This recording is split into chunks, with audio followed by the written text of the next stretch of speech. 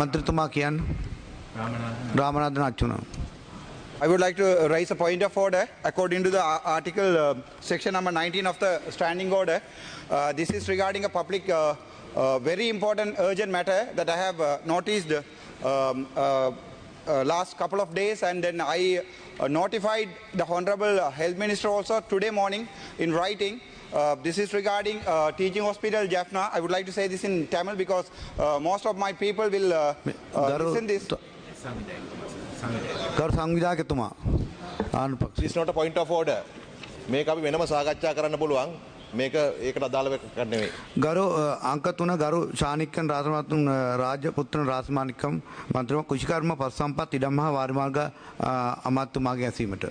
අර කතානායකතුමා දැන් මේ තුන්වෙනි පාර මේ ප්‍රශ්නෙට අහනවා කියලා නැගිට්ටේ එක්ක අහන්න නැත්නම් දෙක එකක් කරත් ගරු කතානායකතුමනි රාජමානික්කම් මන්ත්‍රීතුමාගේ ප්‍රශ්නවල අයන්න 1 පිළිතුර ඔව් අයන්න 2 පිළිතුර ඔව් ආයන්න 1 සඳහා පිළිතුර අක්කර 6000ක් පමණ වන උක්ත තෘණභූමි වන සංරක්ෂණ දෙපාර්තමේන්තුව මහවැලි අධිකාරිය වැනි ආයතන විසින් කළමනාකරණය කරනු ලබන බැවින් එම ආයතනවල පවතින නීතිමය රාමුව තුල නිදහස් කර ගැනීමෙන් අනතුරුව තෘණභූමි ලෙස ගැසට් කළ යුතු ඇත. ඒ සඳහා අදාළ කටයුතු සිදු කරමින් පවතී. ආයන 2 පිළිතුර උක්ත තෘණභූමි වන සංරක්ෂණ දෙපාර්තමේන්තුව මහවැලි අධිකාරිය වැනි ආයතනවල පවතින නීතිමය රාමුව තුල නිදහස් කර ගැනීමෙන් පසු තෘණභූමි ලෙස ගැසට් කිරීමට අපේක්ෂා කරේ. එයන්නට පිළිතුර පැන නොනගී. கௌரவ சபாநாயகர் அவர்களே, உண்மையிலே இது இந்த பாராளுமன்றத்திலே இன்றுதான் முதலாவது கேள்வி பதிலுக்கான நேரம் ஒதுக்கப்பட்டிருக்கு. அந்த வகையிலே கௌரவ பிரதி அமைச்சர் அவர்கள் இந்த கேள்விக்கு பதில் அளிக்கிறது தொடர்பாக எனக்கு எந்த எதிர்ப்பும் இல்லை. ஆனால் உரிய கேபினட் அமைச்சர் முதலாவது வாரத்திலே நாங்கள் இந்த கேள்வி எழுப்பும் பொழுது இது ஒரு கேபினட் மட்டத்திலே எடுக்கப்பட வேண்டிய ஒரு பிரச்சனை, இது தீர்மானம்.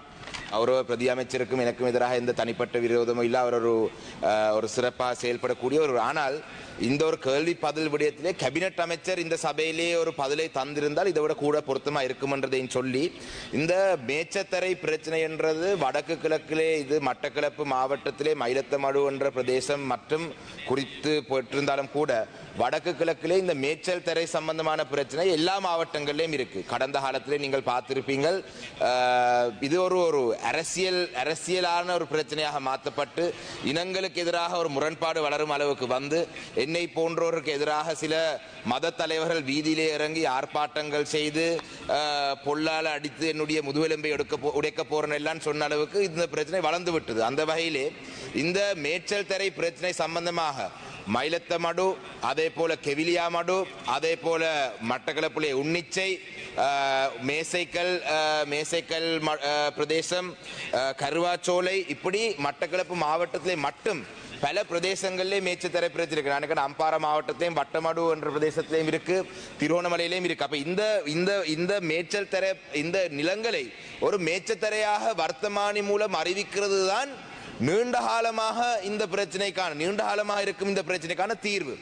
ஆனால் அது வர்த்தமானி மூலம் அறிவிக்கிறதுக்கு 2010ஆம் ஆண்டிலிருந்து பல முயற்சிகள் எடுக்கப்பட்டது.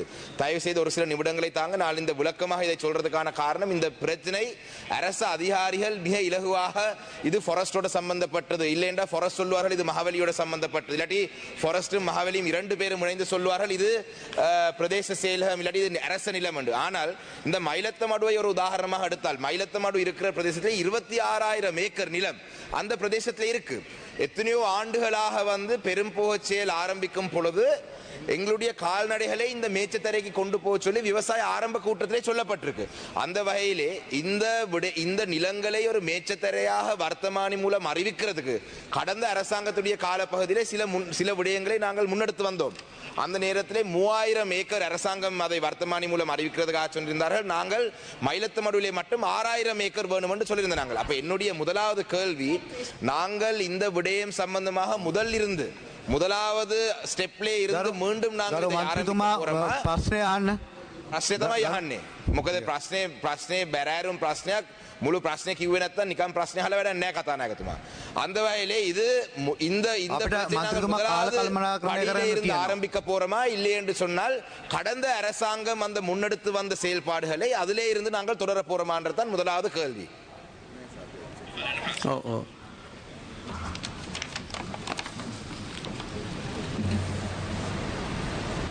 ඕමන්තුතුමා දෙංග අපි අලුතෙන් ක්‍රියාත්මක කරනවද කලින් එක ක්‍රියාත්මක කරනවද කියන එකට ඔබතුමාට පිළිතුර තමයි මේක ඔබතුමා දන්නවා කාලයක් තිස්සේ ඇදෙන ප්‍රශ්නයක් ඔබතුමා කිව්වා වගේම ඒ වගේම සංකීර්ණ සහ සංවේදී කාරණාවන් මෙහි තිබෙනවා.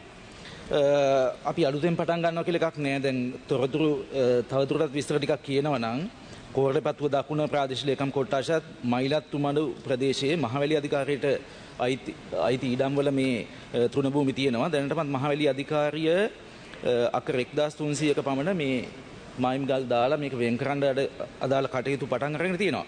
ඒ වගේම වන සංරක්ෂණ දෙපාර්තමේන්තුවට අයිති ඉඩම් වලට මේ ගවයින් ඇතුළු කරලා දැනටම කැම සඳහා ඇතුළත් කරලා තියෙනවා. తాවකාලිකව මේ ගැසට් කරන එකට කලින් తాවකාලිකව වන සංරක්ෂණ දෙපාර්තමේන්තුව මේ සඳහා ගොවියන්ට ඉඩ ලබා දීලා තියෙනවා. එතකොට මේවා දැන් ඇත්තටම ක්‍රියාත්මක වෙන්නේ අලුතෙන් පටන් ගන්නවා කියලා මේ අපි සාකච්ඡා මට්ටමේ තියෙන ඒවා නෙමෙයි යම් ක්‍රියාදාමයක් කියනවා. ඒ වගේම ප්‍රාදේශීය ලේකම්ලා හරහා මේ සම්බන්ධයෙන් සාකච්ඡා වෙලා තිනවා. මේ ආයතන අතර සාකච්ඡා වෙමින් තිබෙනවා. ඒ හින්දා ක්‍රියාදාමයක් කියනවා. සමහර ඒවාට මේ නීතිමය ක්‍රියාමාර්ගත් ගනිමින් තිබෙනවා. கௌரவ சபாநாயகர்களே, என்னுடைய இரண்டாவது கேள்வி என்னென்று சொன்னால், சரி கௌரவ அமைச்சர் சொன்னது போல இந்த விடயத்தை நாங்கள் தொடர்ந்து பேசுவோம். ஒரு கூட்டத்தொண்டை ஏற்பாடு செய்யுங்கள். நான் நினைக்கிறேன் இது கட்சிகளுக்கு அப்பால் பட்டு சென்று இது தமிழ் அரசியல் தரப்பில் இருக்கும் அனைவரும் அக்கறையாக இருக்கும் ஒரு விடயம். அந்த வகையில் இது தொடர்பாக ஒரு கூட்டத்தை ஏற்பாடு செய்தால் எங்களுடைய முன்மொழிவுகளை நாங்கள் தாரோம். ஆனால் அது வரைக்கும் அந்த காலப்பகுதி வரைக்கும் நஷ்டஈடு வழங்குவது கம்பன்சேஷன் இந்த நஷ்டஈடு வழங்குவது தொடர்பாக இதிலே அத்துமீறி சட்டவிரோதமாக அந்த இடத்திலே குடியேறியிருந்த பெரும்பான்மை சமூகத்தை சேர்ந்த தரப்பினால் எத்தனையோ 280க்கு அதிகமான கால்நடைகள் கொல்லப்பட்டனர். நாங்கள் அந்த இடத்திலே நான் ஒரு வழக்காளியாக நீதிமன்றம் சென்று ஒரு வழக்கு தாக்கல் செய்து அதிலே 13 பேரை அகற்றுமாறு ஒரு நீதிமன்றம் ஒரு உத்தரவை தந்து அந்த உத்தரவை கூட அரசாங்கம் நடைமுறைப்படுத்தவில்லை. இன்று வரைக்கும் அதிலே 7 பேர் அந்த உள்ளுக்குள்ளே இருக்கிறார்கள். இவர்களால் கொல்லப்பட்ட இந்த பசுக்களுக்கு கடந்த காலத்திலே நஷ்டஈடு வழங்குவதாக முன்னாள் ஜனாதிபதி ரணில் விக்ரமசிங்க அவர்கள் சொல்லியிருந்தார். ஆனால் அந்த நஷ்டஈடு வழங்குவதற்கு அவங்களுடைய பட்டியலை அனுப்பியும் அந்த நஷ்டஈடு வழங்கவில்லை. அது மட்டும் இல்லாமல் கெவிலியா மடு என்ற பிரதேசத்திலே ஒரு அடாவடித்தனமான ஒரு பிக்கு அந்த இடத்திலே இருந்து அந்த ஃபாரஸ்ட் யானவேலிக்கு உள்பட்ட பிரதேசத்திலே அவங்கள் பயிர் செய்து கொண்டு அந்த பயிரை பெரும்பான்மை சமூகத்தை சேர்ந்தவர்கள் அந்த பயிரை செய்வதற்கு வழங்கி அந்த இடத்துக்கு செல்லும் கால்நடைகளை அடைத்து அந்த கால்நடைகளை சித்திரவதை செய்து வித்து பல குழப்பங்களை ஏற்பாடு செய்கிறார். அதே போல இந்த விவசாயத்திலே ஈடுபடுறவர்களுக்கு இந்த நஷ்டஈடு வழங்கும் பொழுது அதோட சேர்த்து வெள்ளத்தால பாதிக்கப்பட்டவர்களுக்கும் இதை சேர்த்து நஷ்டஈடு வழங்கக்கூடிய ஒரு ஏற்பாடு இருக்கா என்றால் வெள்ளத்தால பாதிக்கப்பட்டவர்களுக்கு பதிவு செய்யறதுக்கு டிசம்பர் மாதம் 1ஆம் தேதியிலிருந்து 10ஆம் தேதி வரைக்கும் தான் கால அவகாசம் கொடுத்திருக்கு பெரும்போச்சையிலே வெள்ளத்தால பாதிக்கப்பட்டவர். அந்த வகையிலே இந்த விவசாயிகளுக்கு நஷ்டஈடு வழங்குவதற்கு ஏதாவது ஏற்பாடுகள் இருக்கான்றதான் என்னுடைய இரண்டாவது கேள்வி.